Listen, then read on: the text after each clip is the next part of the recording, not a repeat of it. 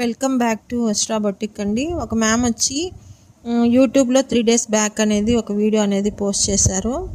దాంట్లో frocks pattern కానీ మనం క్లాత్ కానీ చూడడానికి చాలా బాగున్నాయని XXL 15 ఫ్రాక్స్ అనేది బుక్ చేసుకున్నారు.